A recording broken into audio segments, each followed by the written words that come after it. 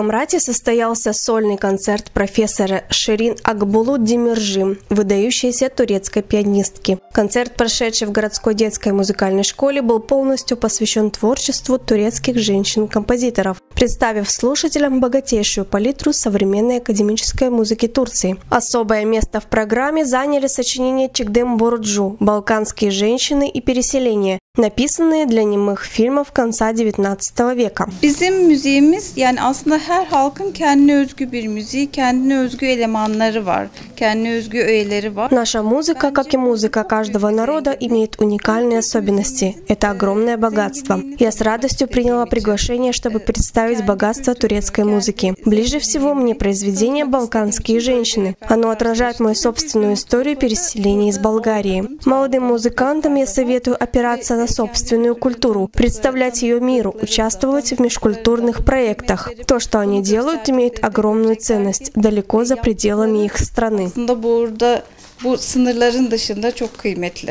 Это мероприятие стало важным мостом между культурами, позволив глубже понять музыкальные традиции братского тюркского народа. Для нас визиты профессиональных пианистов всегда представляют очень большую ценность, ввиду того, что они очень редко проходят.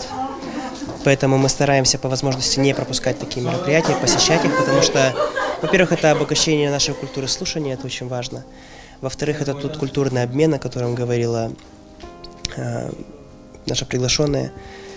И я с большим трепетом всегда отношусь к творчеству композиторов иных культур, потому что из этого мы тоже можем черпать вдохновение, определенные приемы, может быть, применять в собственном творчестве. Я для себя сегодня, к примеру, услышал очень интересные гармонические последовательности, характерные для турецкой музыки. То есть композиторы, которые все являются женщинами, сегодня все исполненные произведения были написаны женщинами. Вот. Очень заметна вот эта женская эмоциональность, та отдача эмоциональная, которую они вкладывают в свои произведения. Вот сегодня очень интересно оказалось этот цикл из 4 произведений в период пандемии, который был написан. И там действительно вот все, как было описано в программе, я считаю, очень хорошо было показано. Вот это спокойствие, потом вторая часть – это бунт, непринятие, да, то есть это новые условия жизни.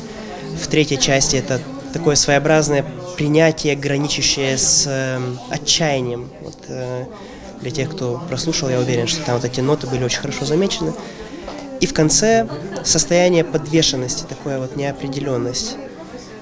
И действительно, вот произведение так заканчивается, и ты не понимаешь, да, что дальше. Вернее, ты задаешься этим вопросом, но ответа ты не знаешь. Ответ мы должны искать в себе. Среди слушателей концерта были преподаватели и пианисты из различных музыкальных учреждений города, музыкальной школы, колледжа и университета. Подобные международные проекты способствуют профессиональному росту, обмену опытом и укреплению творческих связей между педагогами-пианистами разных стран. Такие встречи у нас в последнее время становятся традиционными.